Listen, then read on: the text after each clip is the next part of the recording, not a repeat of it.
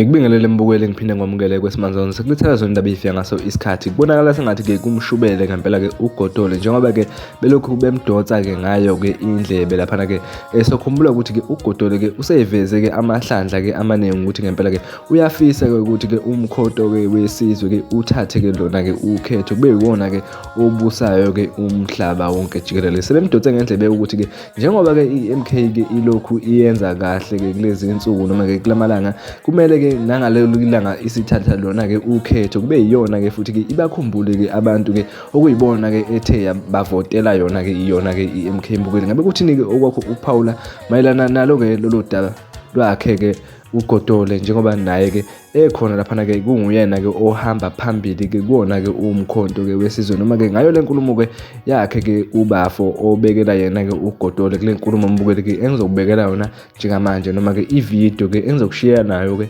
njengamanje ke ube uyilalela ke ebhekiswe kuyena ke uGotole kanye nayo ke iMK ke umkhonto ke wesizwe mbukeli bese ke uyalaphana ke ezo comment section sizwe uvu lakho mbukeli ukuthi ngabe ke wena ke luthini ke olwakho uvu njengoba ke kusazovotwa ke nje ke futhi mangabe ke iMK ilithatha ke lolu khetho okwakho ukuphawula kuthini ke lapho siyabonga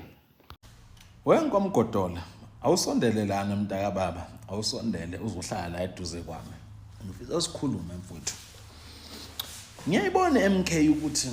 imzili iyayidla kancane kancane futhi cishe iSouth Africa yonke enoma izogcina ifikelelile cishe iSouth Africa yonke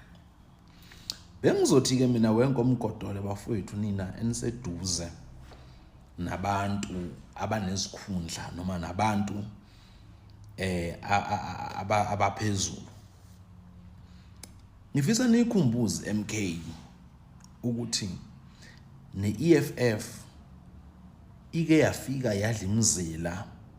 to the point ukuthi yaba iqembu elikhulu noma yalala isithathu emaqembeni aphikisayo amakhulu eSouth Africa neCope yafika yadla umzila cishe nayo ngithi yalala isithathu ekubeni iqembu elikhulu eliphikisayo eSouth Africa pho ngithini ngale nkulumo ngithi mina weMK uma usulitholile ithuba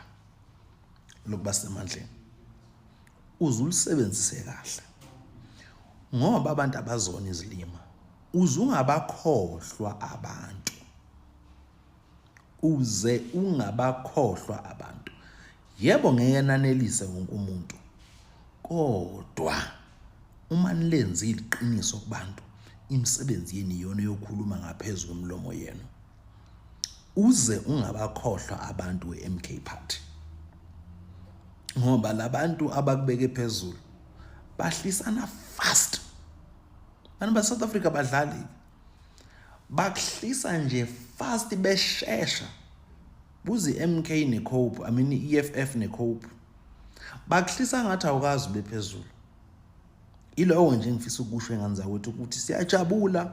masibona imisebenzi uqhubeka abantu benithemba kodwa njengoba benithemba abantu nani nizinithemba kale